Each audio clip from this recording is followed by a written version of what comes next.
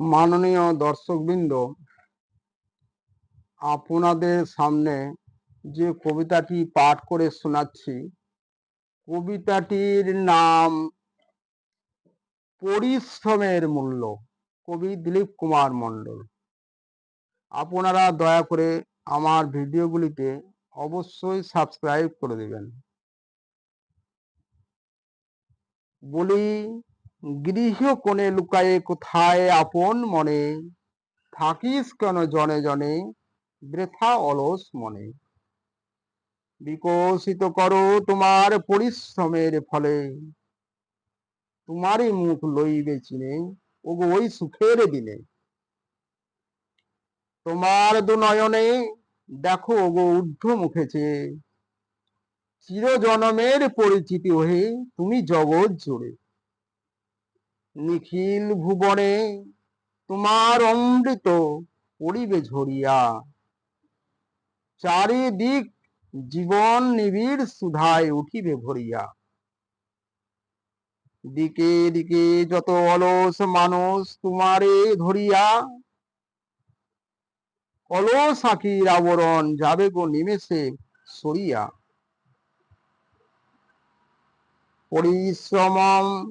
পরিশ্রম যুক্ত করো হে তুমি সবার সঙ্গে, মুক্ত করো সঞ্চার করো হে তোমার সকল কর্মে।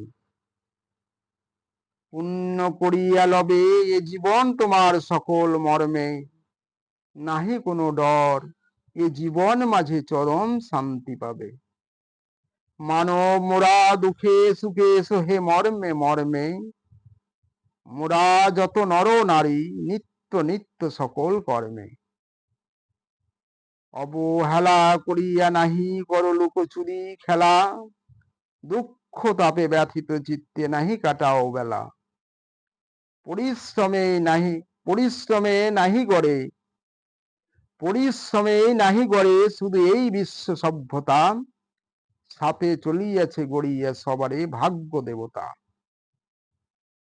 মানসিক দৈহিক উভয়ে করিয়া বিশ্ব পরিচালনা, উভয় পরিশ্রমেই মানুষের জীবনে একই সাধনা। পরিশ্রমে গড়িয়া চলে জীবনের আত্মমর্যাদা, পরিশ্রমের অভাবে হয় ক্ষতি, সংসারে হয় অমর্যাদা। তাই যদি অলস ভাবে থাকি সবে ঘরের কোণে, সর্বহারায়ে বেদনা তোর ওই মনের কোণে। নাহি পাই কৃপার কোনা নাহি ফুটে ফুল, দুঃখ তাপে পড়িছে ঝরিয়া দিবারাত্রি করিয়া ভুল। ঘুরিয়া মরিবে পলে পলে ডুবিয়া চোখের জলে, সারা জীবন ভরিয়া সুখের ছায়া চরণ ধুলার তলে। পরিশ্রমে জীবনে বিধাতার মহা আশীর্বাদ, জীবনে মরণে নিখিল ভুবনে পরিশ্রমে খুশির বুনিয়াদ।